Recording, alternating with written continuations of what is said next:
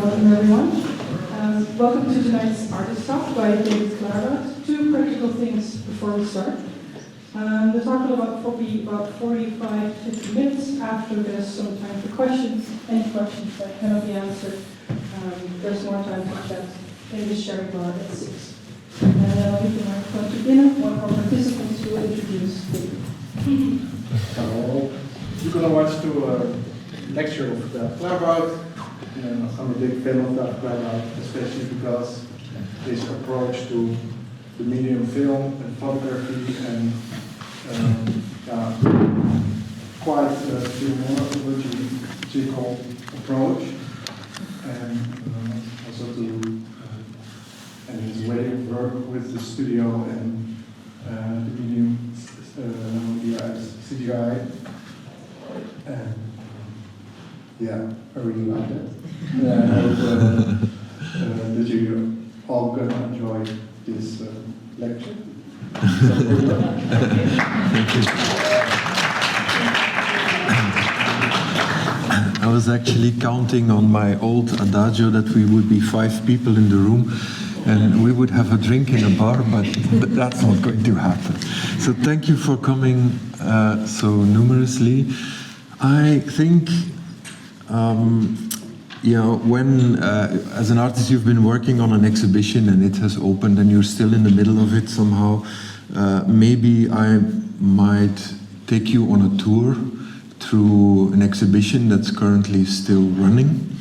It's in Luxembourg, in a small town called, or a city actually, called Esch on Alzette, which was cultural capital of Europe a few years back. Quite an interesting place with a very, very interesting Konschthal.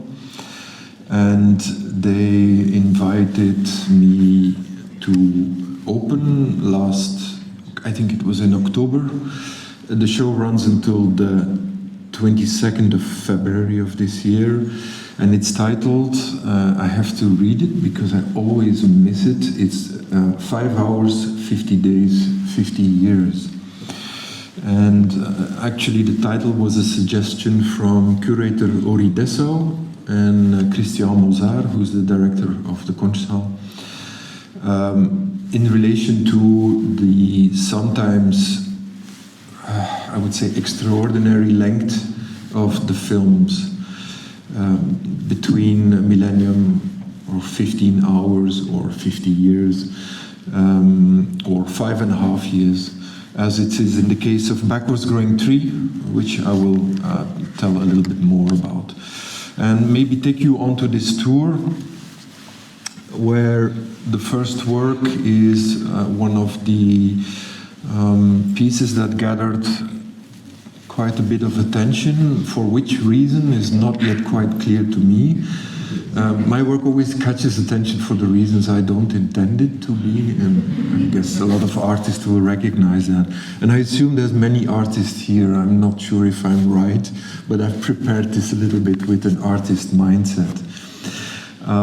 It's a depiction in silence, mainly, of a wildfire. It shows both the nucleus of the fire and the periphery in a standalone forest, in a landscape, and we see both the inside, which is the current image, where also water reflects the fire, which just intensifies the light. Then this slow animation, it's an animation of a computer-generated image, a single still made out of a long process of building that fire in the computer. So this still lasts for about 15 minutes, if I have it right, if I remember correctly. And then there's a few minutes of a kind of intermezzo, which brings us back to the natural world, the world of the flowing and the fleeting and the breathing, and not so much the world of the fixed. I made this piece, again, I don't know exactly why, but I think I was thinking of two opposing realities, as is often the case in films I make, where not completely unlike our brains, we are necessarily live in a divided mind. a mind which for survival a very long time ago needed this division in two camps deliberating with one another what's the best path to follow. And this idea seems to have been long with me and came more explicitly to the fore in Wildfire, where we have a blood red fiery part and a green lush white water part, each alternating one another. Then actually the beginning of the exhibition is really a bit deeper down in the Konschthal, where I show a piece called The Oil Workers of the Shell Company of Nigeria Returning Home from Work, Caught in Rain. This film, like much of the work that I do, is inspired. The idea is generated from a small found futile image somewhere on the internet, which probably is still circulating today, and depicts a group of people posing for someone who seems to have taken refuge like themselves in a moment of torrential rain. When I don't quite remember what I thought or what I found first interesting about this composition when I started thinking of doing something with it, but it must have been something in the order of the cold and the damp and the wet in relation to the clothes and the dress codes and the mopeds of people who obviously live in a very warm climate and are sheltering for a climate phenomenon that is all too familiar for us, which is rain and cold. And this idea that outside, the left and the right part was this oppressive white fog, and that the inside part was this highly reflective water flooding the street. But then the image got infected, at least in my mind, with the notion of oil, which was part of the description of the JPEG. And since then, that piece or that image became a battlefield between notions of oil, synthetic stickiness, that which glues, or that which is polluting, so you will, and of course the liquidity and the evaporation of water, which has very different quality in relation to organic life. And it became all about that, this double reading where text infects image and image infects text. On the notion of text and image, this is something that, well, being a visual artist and not being very good with text from nature, I used to assume that language and image culture, or language culture and image culture, were two distinct phenomena, and that you could be an expert at one and not at the other. And through the years, through study of what is technology and partly also neuroscience, that image of these two distinct camps disintegrated. And little by little I realize they are part of a technology that helps us to see after dark, so to speak. Then back to the exhibition. That's a very, very old work. I believe it's back from the year 2000 or 2001. It's called The Stack. And we see the body of a sleeping person under a bridge in, this is Houston. We used to work on location in that time. And as the sun is moving across the columns, there is a moment where the foreground, the very foreground of the image we're looking at, becomes revealed in sunlight. A little bit like, again, a diamond light. reflecting or lighting up something that's usually not worth seeing, which is a person sleeping out there. And the moment of the revelation, so to speak, which is, again, these contradictory energies. You have a light which is really quite phenomenal, and then a person which really has nothing to say to the world. So this opposition, practically this pseudo-pittoresque, which we also find back in earlier landscape painting, which I appropriated.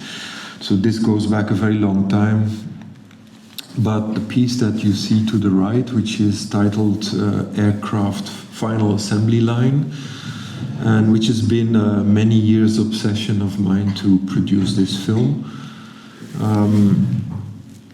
It can be shown in usually variations of monumentalism, so it's supposed to be seen in 4K in high detail, because there's a lot to see. The portrait of the aircraft and its environment as it is being constructed is a portrait of materials, of polished aluminium, white polished paint, engines that are not yet quite finished, scaffolding which is entirely made out of some kind of improvised wooden structure, a concrete floor, very worn out, and then of course the pièce de résistance, which is the ceiling, which is an authentic enormous wooden structure hanging above the hangar, holding the roof. At the time, it's an image that depicts a scene from the 1950s. The war effort had claimed most of the metals, and so there were ingenious ways of actually working with wood. And that placed, in my mind at least, again starting from a found image from the 1950s, put the aircraft as in an awkward position, as an object that always wants to move towards the future. That's structurally what it does. It moves forward. Its beauty, its futuristic shape, also expresses all that. At the same time, in the exact same moment, we are looking at a redundant image, which is buried in time somewhere in an archival photograph, obviously in the 1950s. And I altered very little in my reconstruction, except the shape or the texture of the aluminium. I polished it in CGI and replaced it with this highly gloss, highly reflective material, which reflects the guards that are keeping guard around the aircraft, but also lend aspect of a jewel to that object. It's a piece for which it's still, not always clear why I produced it and why I went through such lengths to make what is essentially an adventure of materials reflecting on one another, neon light, creating patterns on the aircraft, and then this cathedral-like daylight coming in. Of course, there's also the shape of a cross, which doesn't help hiding Catholic notion.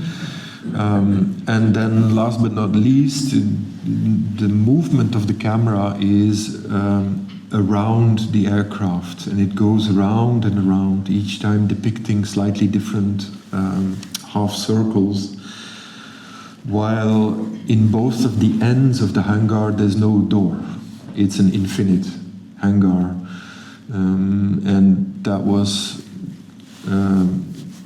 I guess, a bit of a spiel towards CGI, computer-generated infinity, not imagery. Then, in the same exhibition, we go further, and you see appearing an image of what you know to be the Jungle Book animation. And years ago, I think we finished this film in 2016. I embarked upon these quasi-suicidal projects, at least for artists, of recreating the animation of Walt Disney on my own terms by funding an animation studio with animators, real young draftspeople who, of course, Jungle Book is known to be one of the most complicated animations to copy. And the goal was to make exactly an hour of boredom. So to take away all the narrative and to strip the animals from their language and to depict them as if they were living today as very old, discarded actors, but still in the jungle, and nobody cares about them. And we, the budget was finished at 54 minutes, so I didn't get my hour. And the plan was to have the girl, the singing girl, which some of you might remember at the very end. She's singing the song My Own Home, and it's about her future as she will be imitating her mother, going to fetch the water and cooking in the home. So it's a very domesticated narrative, in fact. And then she notices Mowgli. He falls out of the tree and they kind of disappear together to the village. And all good, humans back to humans. And I thought it was equally horrific a situation as it was beautiful, because a lot of children, including myself or ourselves, grew up with this notion. While actually the Jungle Book is a story, the way it's certainly being depicted by Walt Disney at the time is a story of the strong helping the weak, the emancipation of the weak. So it's a story of equality. And the next piece is, and in contrary to many of the more monumental pieces, very small, 2 small screens cut to measure, of a situation with 2 birds that we had in the studio in a large cage, during wintertime, and with just showing a lot of patience and many cameras surrounded. We waited for the right moment to have a moment of greeting between the bird outside and the bird inside. With as a consequence that the bird outside has a sign of its exhale, its warmth, body warmth on the cold window, which is then being seen by the bird inside. But these are, of course, all ways to anthropomorphize the gaze of birds. But the situation of where I thought it was really, really strange that we would think as birds as something lighter than air, while they have a rib cage, they have a voice, they have song, they have communication, they have loss. And so, of course, why wouldn't they have a breathing exhale? So maybe good as an illustration of how I attempt to work with very indirect signs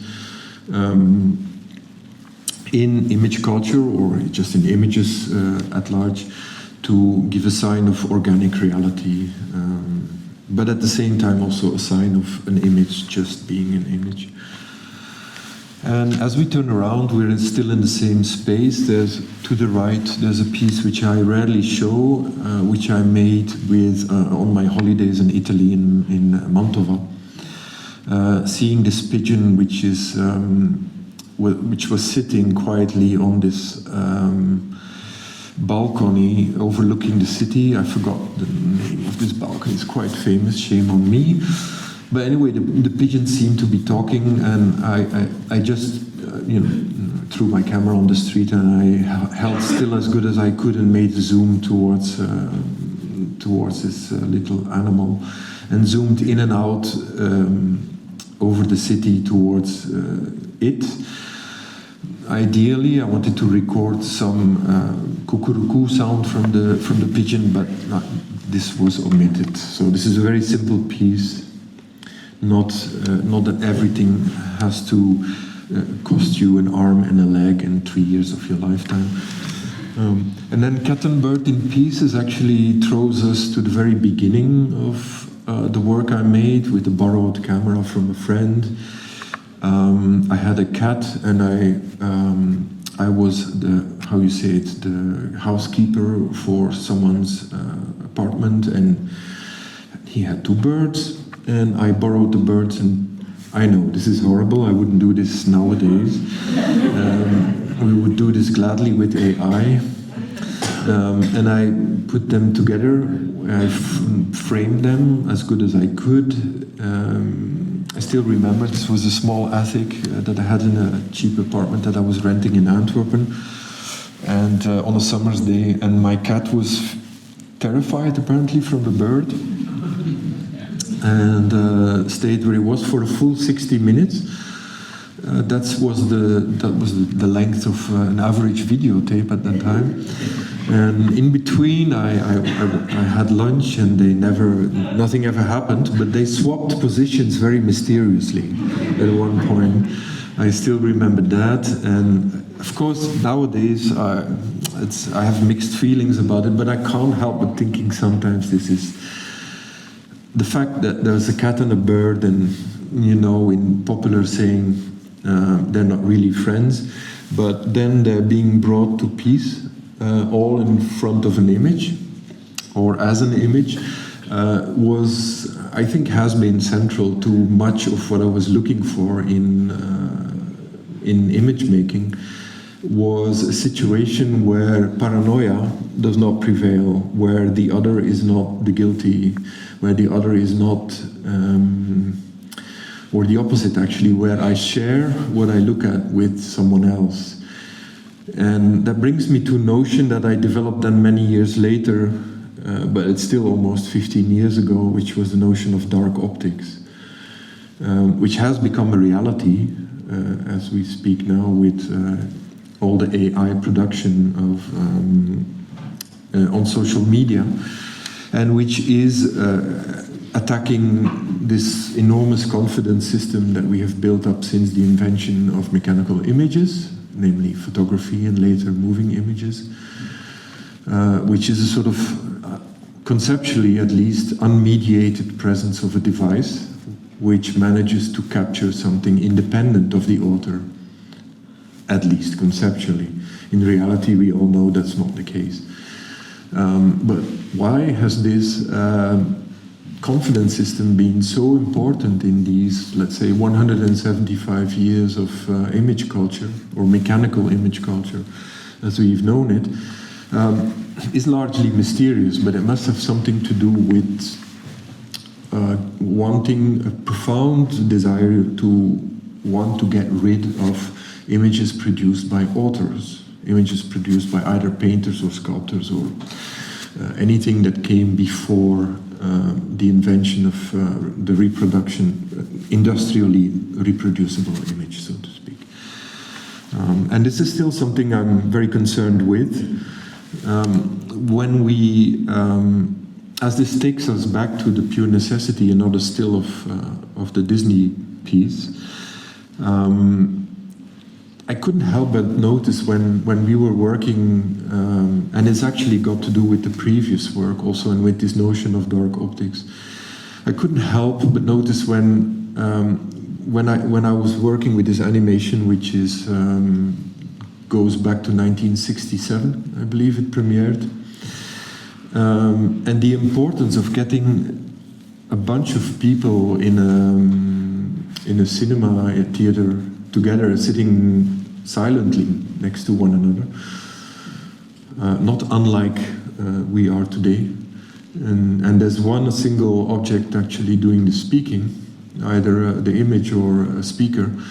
I couldn't help but relate that to a post-war shock, and I couldn't help but thinking, or speculating at least, that one of the reasons for this rapid proliferation of cinemas, and it's never just technical. There's also a way of trying to reconstruct something, and in the case of post-World War II world, I think it was very much helped by a device that was projecting light out there, like this one does, and then people being able to sit next to each other without necessarily having to speak to one another. So maybe cinema has in its origin, also something unspeakable a therapy of trying to deal with something unspeakable. It could be. These are all speculations. I continue with The Close, which is a far more recent film. It's not such an easy film to install because acoustically it requires 24 voices that sing in an a cappella. It's based upon a short piece by Arvo Pärt, for which we graciously got permission to use. And it's been re-recorded by 24 voices who perform some kind of exaggerated perfect stereophony in the way they're singing. So when the film is installed, we do need really rather good acoustics, as little as possible reverberation. And then you can actually hear each individual voice breathing. Sometimes they're mixed back to 6 channels, like is the case here. Sometimes 8, but in origin there are 24 voices. Then the image itself is what I would describe as the opposite of having a voice. It's a mute film. It goes without saying what that is. But it's a mute film which is based upon, it's a recreation of those early cinematics where a person would take a tripod and the camera together with an assistant operator into the city, and we would get these notions of the city symphony. So simply moments of the day being recorded. In reality, we're very often put into scene for the camera.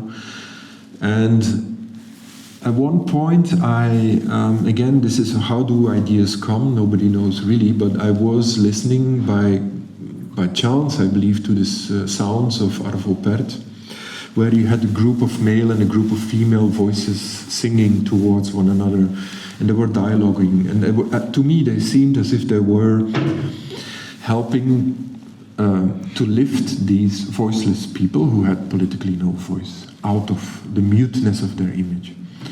And I think that was enough as a spark to pursue the idea for this mute film in one hand, and then this perfect, almost angelic-like Arvo Pärt fragment.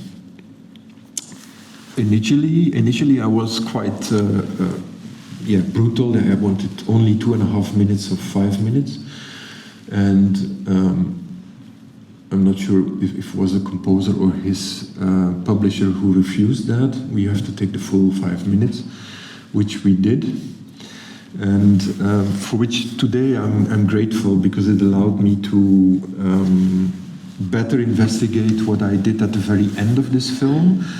So you have to imagine it's essentially a film with no sound for the most part, and at one point the film breaks down, as films do break down. Digital videos break down as well, and then they just get stuck. And there's a moment where the camera operator is taking a shot at a young person, a very shy person, and that's exactly the moment where the camera breaks down, and then there's this very awkward few minutes of silence where some people leave the room when they think either the machine is or the installation is stuck. But it's actually extremely slow, a zoom into her eyes or his eyes. It's not clear whether it's a boy or a girl. After which this zoom without any cut. So you have to imagine there's no single cut. And we come from 16mm archival footage, or at least that's how it looks like. So without any single cut, we go to the liquid of the eyes, we pass by the liquid of the eyes, it's all frozen, towards the ears, and when the ear becomes in view, then this a cappella system starts.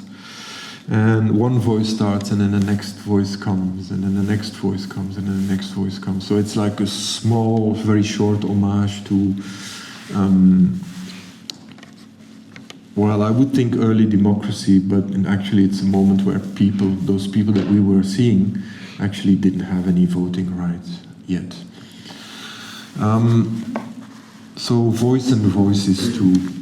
Then floor, no, actually we're on the same floor. Something particular in this exhibition in Luxembourg is that some floors look exactly the same.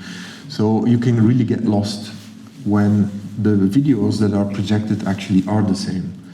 And this is where the title comes in, the 50 years, 5 hours, 50 days, is that we actually did pull apart, this is something I never did before, some films which last very long, like between 14 hours, 5.5 years, 1,000 years, and so on, or actually those are the works that last so long. So we put those on floors that look alike. And we actually deceive people because as you look at the first image to the right, you have this tree, which is a shrinking tree.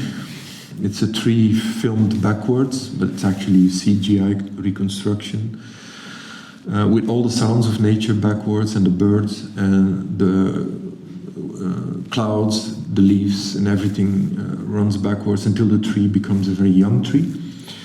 And then at the end of the film, it's being ripped out and by two people who are actually planting it in the other speed direction.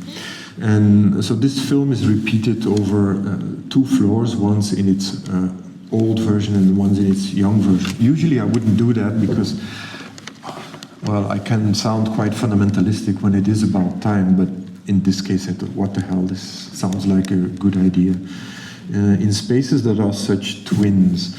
The same with Olympia, which is, I think, together with the Pure Necessity, probably the single most difficult production my small studio has made. It's I call it a techno-hippie video. It's on one hand very technological, but it does have hippie ambitions in the sense that it's all about letting the weeds grow. Until they overgrow the stadium of Olympia in Berlin and actually eclipse the view on the stadium, all while maintaining a very precise synchronicity with the light of day and real time.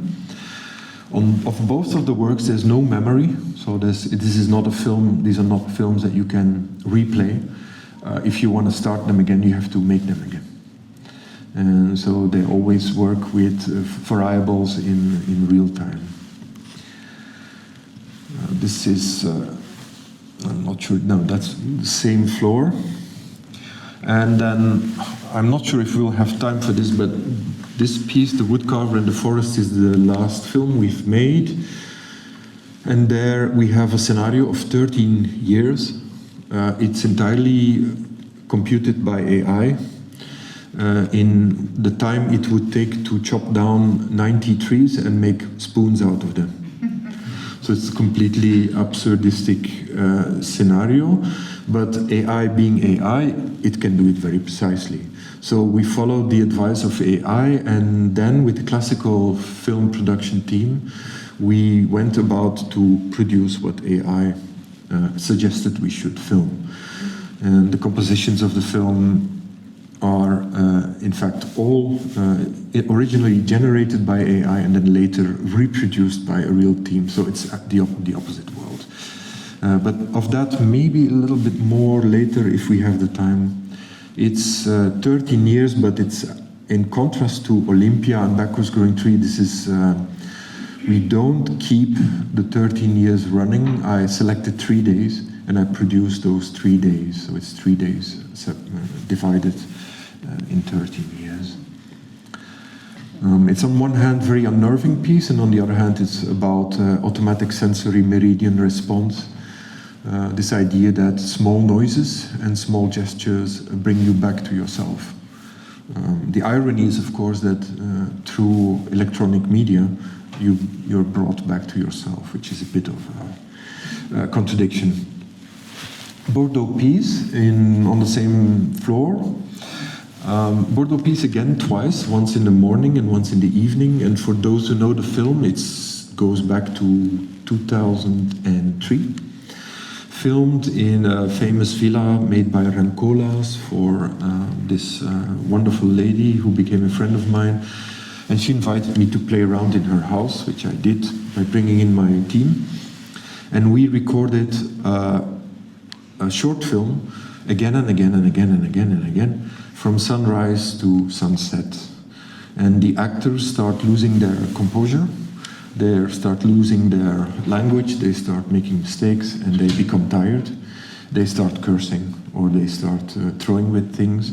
It's all fine as long as let's say, the pace and the scenario was followed. Priority here was the shadow and the light. So basically painterly, or one could say pictorial ambitions over acting. Not overacting, but over the acting. None of the actors, unfortunately, remained friends. This was a side effect. Was a bit tough. And I believe here we're looking at, I'm afraid I might have included an image which is actually still the same floor. Well, you just imagine, a floor higher, different timing. And then to almost conclude, this is Sunrise. Sunrise together with another film that I will show in a moment. Sunrise is pitch black. It looks very much like these light boxes that I used to make, where your retina has to adapt. And when your retina has to adapt, your body has to adapt because you're in darkness. And that means that you automatically invite silence. And silence brings about its own type of attention. And that was the purpose of these film and light boxes, is that you would be drenched into this darkness and you would automatically pay more attention to the few phenomena that you can distinguish. And so Sunrise has a big contrast between this darkness, where most of the film plays, and the very end, where it's a story about a woman who's taking care of the house of very wealthy people. They afford the luxury of living, let's say, in a high modern minimalistic style, surrounded by glass and concrete and white walls and a black pool, etc. So while it is a house that begs light, it is drenched in grey and in darkness and in hardly anything that's distinguishable. There's a moment where this woman is being revealed finally as a character, and that's at the very end when she's done her work and she takes a bicycle. She drives off towards her home and she rides into the sunrise. And at that moment, there's really a kind of exaggerated romantic déclic there with, there's a very short piece of Rachmaninoff, vocalise, played on strings, and she just disappears in the horizon, which is actually a bit weird, because if you know Holland, it's a Dutch horizon, but the film is actually plays in England. So even some people who notice well will see the nuclear power plant of Antwerp in the distance. So there goes the romantic feelings in the film. But it's again a clash between a lot of light entering your retina and again the attention you have to pay to silence and to darkness when you are forced to do so. Then the last one, I forgot the title, is titled Travel, and this was the first completely CGI made film. For some films I take a long time in chewing on them before I produce them, and I think this was started in 1996 when I was actually living for a while in Amsterdam, and it was only produced in 2013. And it was the first time we worked with computer-generated imagery, but it was heavily prepared by film footage and photography that I had taken in different parts of Europe, in forests. And there again we meet the same impossibilities, if you will, phenomenological impossibilities of a small forest that plays as a decor for a grand film. And at the time, in the mid-90s, I had a kind of perverse taste for relaxation music. So the type of music that has no ambitions to be music, but it just has ambitions to calm you down. As is the case in The Woodcarver and the Forest, you have these ASMR effects that are very real, but that have no quality to themselves, especially not as cinematography. And this is something that I occasionally feel attracted to. Then I use this soundtrack, this relaxation soundtrack, as a starting point to just imagine what different landscapes this composer wants us to travel into and exit out of. And out came those scenes in these forests that are included in the film. It was a lot of work, but it was the first time where I think rather successfully, or at least partly, I had managed to translate a purely, let's say, imaginary situation into a computer-generated image and not given up the soul of it. And that's actually where the exhibition ends, with, I believe it's in total 18 projections, or 17 plus one LED wall. If I have the time, but you have to correct me if I don't, I would maybe pick out one work, the latest, the Woodcarver, and give you a bit of a glimpse into the kitchen of how we made it. Is that okay?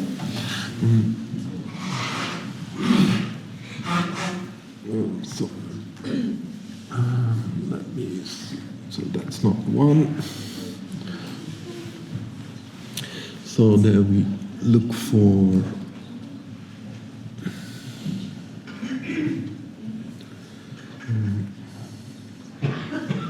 well, as usual, I have them all open except the one that I wanted you to see. So let me have a look. Here it is. No, that can't be the one. Oh yeah, that's the one. Okay. So ASMR was at the basis of this. So we produced 3 days out of 13 years, and the first day is roughly 11 hours of working, and it's effectively craftsmen working for 11 hours. The second day has become almost 17 hours. It's again from sunrise to sunset. And the third day, awkwardly enough, is black and white and shows the very last day of the 13 years, where this picturesque person who retires in his villa overlooking the landscape has actually devoured 90 trees that are in front of his window. And he became 13 years older, and the landscape became 13 years poorer. So it's on one hand a sign of industry, and on the other hand it's a sign of craftsmanship. This was the double road that I had planned for this piece. But I never wanted to forget that what was very much at stake also as an ambition for me was to really have an effect on the people who had no idea what they would be looking at, and to really bring them down to their own senses. Not expecting cinematography, but actually expecting the counting of the clock, or a natural clock. So these images are all, well, the results that you see are a mixture of artificial intelligence, traditional cinematography, and computer-generated imagery. But all of the images were prompted by and proposed by artificial intelligence, which I found to be really a rather good co-pilot, in the sense that it tends to reveal all the pitfalls, all the things that you're not thinking about, that you're not paying attention to. And at one point, I think we had requested this villa to be a place which also worked like a screen a huge screen towards the natural world outside. So an inside and an outside became important. And AI found nothing better than to propose this room with a lot of vertical 16, no, what is it actually? It's not 16:9, but it's almost vertical screens, LED walls stacked next to one another. And I gratefully appropriated that kind of suggestions. This character who's an actor in some of the images, and he's a reproduction of himself in some of the other images. So he's both fake and real at moments, and the idea was always that I said to the people I work with, you have to make sure that I cannot distinguish between the two states. So you have to don't be overzealous, don't exaggerate, make sure that what you produce in generative AI is as normal or even more as the material that we shot. He does gather his spoons, and he's in a way in some locations in the film, in time, there's a moment where he goes into a room and he hangs the spoons he's just finished, but he has another room which reveals him like a serial killer, basically an industry where all his failed spoons are. And it's a kind of dark, gloomy room with... but I have a tendency of not reproducing those images too much. Other than that, the film keeps on behaving like a perfectly beautiful scene with exquisite lighting and great forest, pine forest. Him behind his glass, never coming out. So it's back and forth rhythm from outside, inside, until it gets late at night. It just goes on and on and on. And this is the film that we're premiering in Amsterdam at Annette Geling Gallery in a few days. Until we get to this is just made in stills. I didn't want to produce another film with this. This is just produced in stills and shows the end of the film, the last day, 90 trees down, or at least I should have confidence that effectively 90 trees are gone. I'm not entirely sure if that's the case, but with the calculations, what's very nice is that with AI, if you want to test it and you're calculating, you're doing, well, not maths, but simple calculations on how organic trees or organic stuff is disappearing in a mathematical way, is you can also reverse it, and you can also ask AI to calculate it in the reversed order. And we came to very similar results, which gave me confidence in the numbers at least. Some drawings. So yeah, net result is 11,700 spoons. This is a very soft pine wood, so a lot of loss. And ChatGPT even sort of in a virtuoso manner of wanting to be very charming, generated my own formula for this. Some sketches, storyboard.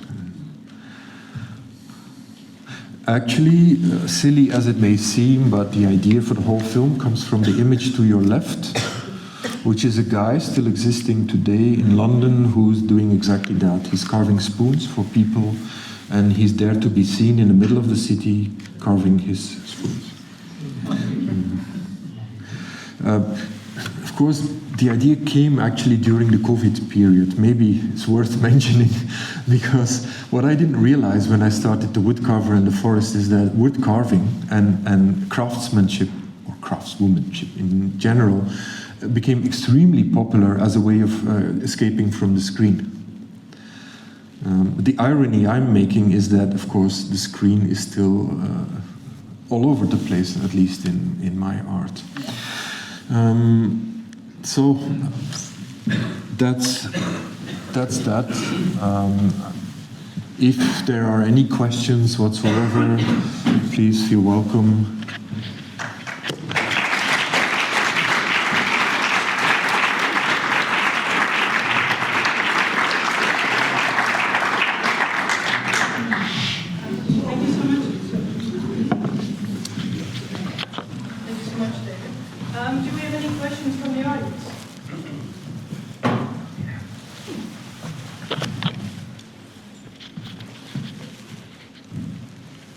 It's just for the recording. Yeah. Oh, okay. No, I was just wondering, do you ever feel like escaping from your screen, like your computer screen? I see quite some interest in wood and materials, and I would not be able to stay at my computer. I have this constant ambition of simplifying things, and then there's this other half of me which just has a perverse tendency of making things more complicated and wanting to, these ideas of, oh, if only we could make this 24 hours, and instead of, this is always sneaking in, and I don't know how to say, but I think this is something artists have to live with, is that you have to suffer your own... Look, if it doesn't work and you abandon and you look another, but with technology, it can give you the courage to actually say, okay, I'm going to try this. I'm going to actually do this. And it's always good that I don't know in advance how much work we're doing. One day, very long ago, a colleague of mine who was very good at counting, he asked me what the price of my work was and how much I put into it, and he said, sorry for the F word, you're really fucked. And I said, yeah, in terms of what I put into what I get out, absolutely. On the other hand, I always thought, let's just do it, and I always said that to the studio as well, let's never do something twice, but let's always do it as if it's the last time we can do it. And that's why I think until now there were many different strata were tried out, many, like the pure necessity with the animation, we had no idea of what animation was when we started it. Olympia the same, but effort has real corpus. It has. I do believe that when someone, or when you show 24 hours to someone, it's not to bore them, but it's to tell them, your effort of coming here was worth something, please accept in return my effort for you. It's kind of a mutual thing. Because nobody likes boring movies, but to begin with, I don't really think of my images as movies. Movies have a tendency of, through plot and whatever, of getting you along with them, of bringing you into their psychological narrative. And I guess my mind is one of these people who are continuously nostalgic for the origins of film, which was the luxury of time, right? The luxury of being able to look back and say, oh, that was that. And we have that still. This is a common luxury which might not last. Yeah.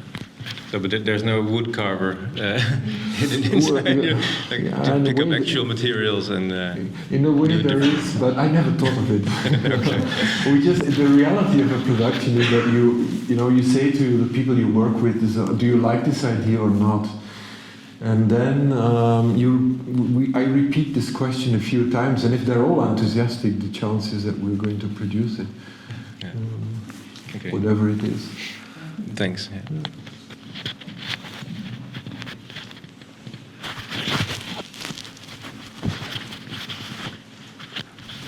Hi.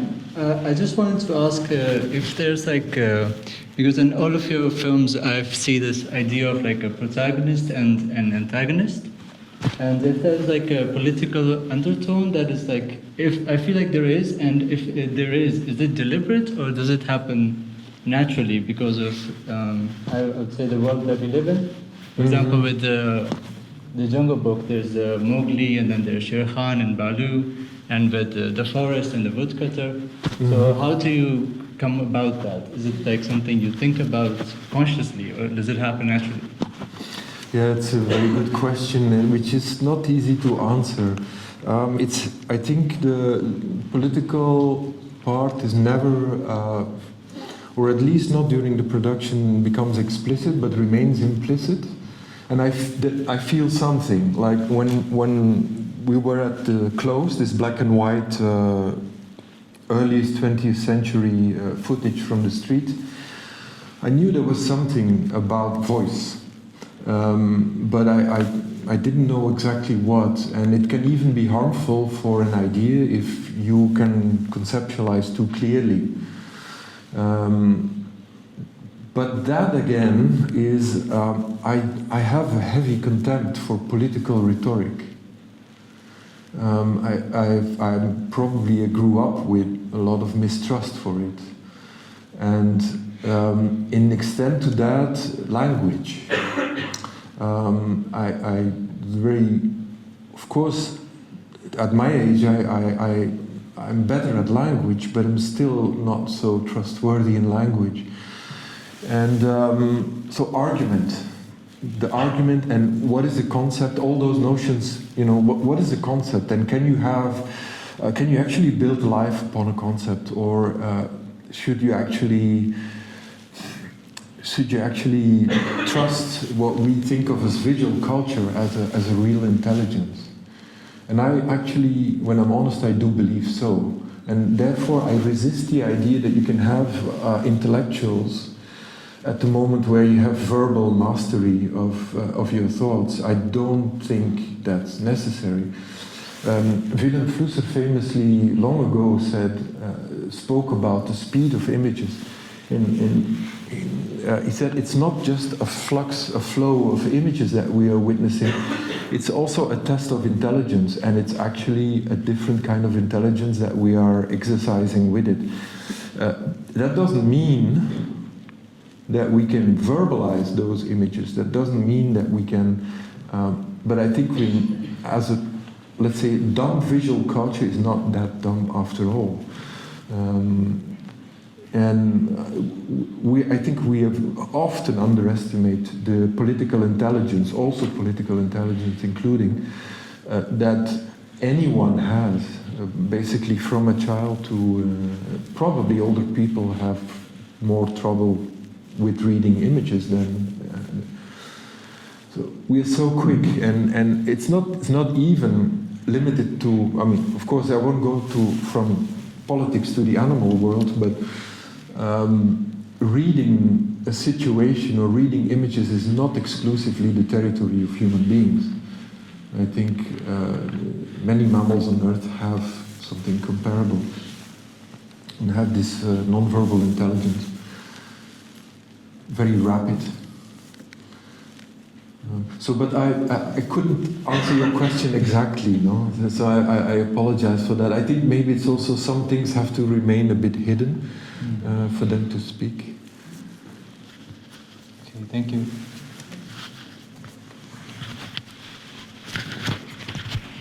We have time for a final question. If anyone wants? No? Okay. Then we continue the questioning in the sherry bar, which is in the hallway. And thank you again, David, for tonight. Thank you.